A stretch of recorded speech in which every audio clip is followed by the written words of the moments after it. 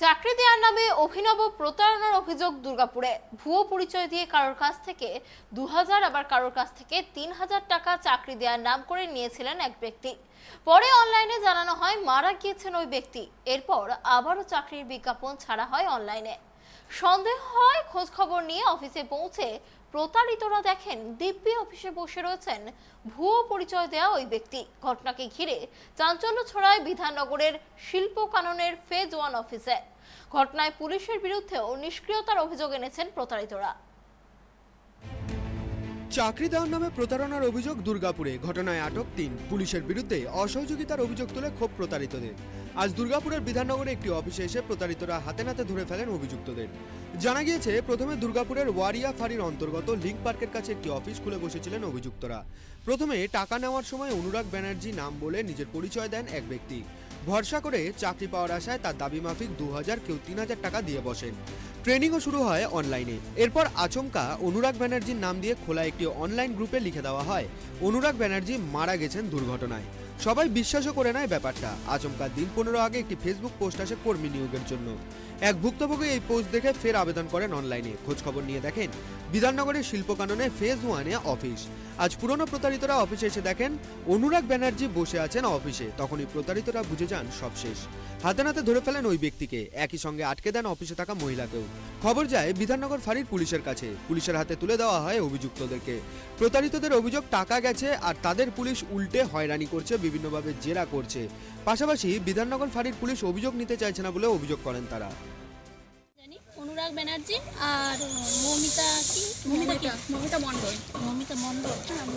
মণ্ডলই তো বলেছে। নামগুলো তো ফেক। হ্যাঁ, ফেক। এগুলো সব ফেক নাম। হ্যাঁ, ফেক নাম। ওনারা আমাদেরকে কাজ দেওয়ার জন্য এই যে মেন গেট যেখানে লিঙ্ক পার্ক 1 ওখানে ডেকেছিল যে এই দেখুন এইরকম ভাবে রিসিটে, এই যে রিসিটটা এখানে 2500 টাকা করে নিয়েছে। বলেছে চাকরি দেবো। কোথায় চাকরি দেবে? আইসিআইসিআই ব্যাংকে। এই যে আইসিআইসিআই ব্যাংকে চাকরি দেবো। তারপরে কি হলো? তারপরে বললো যে প্রথমে 1.5 মাসের মানে 15 দিনের ট্রেনিং হবে। 15 দিনের ট্রেনিং হলো বেশ। তারপরে বললো যে 1 মাস। আমি বললাম, তারপর বললো যে স্টাইফেন্ড দেবে 15 দিনের একটা, যে 3000 টাকা স্টাইফেন্ড দেয়। সেই স্টাইফেন্ড তো দেয়নি। তারপর বললো একসাথে সব দেবো, 2500 টাকা ফেরত দেবো, আর স্টাইফেন্ড দেবো 3000 টাকা, আর 10,000 টাকা বেতন দেবো।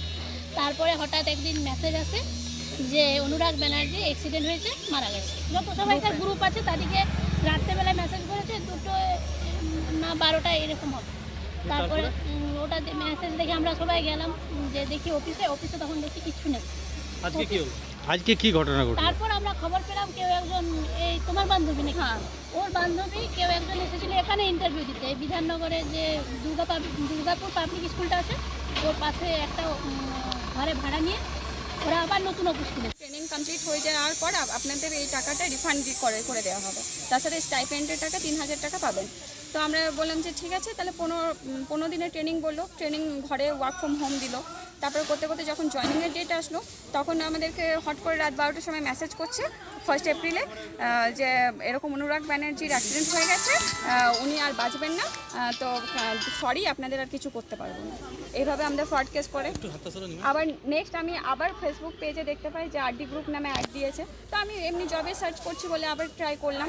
তারপরে যখন আমাকে বললো যে মেলে সিভিটা পাঠিয়ে দেন, যে সিভি পাঠালাম কোনো রিয়াকশান নেই। তো আমি ওটা আবার আমার বান্ধবীদেরকে পাঠালাম যে ওদেরও জবে দরকার আছে, যদি তোরা পারিস। তো ওরা আবার কন্ট্যাক্ট করেছে, ওদেরকেও সেম বলেছে।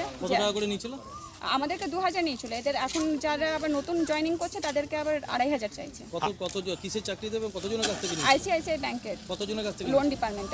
আমাদের ওই আগের ব্যাচে ছিল 150 জন, আর এখানে এখন ইদানিং শুরু করেছে আমাদের বান্ধবীরা 15-16 জন। যদিও অভিযুক্ত ব্যক্তি নিজের বিরুদ্ধে ওঠা যাবতীয় অভিযোগ অস্বীকার করেছে।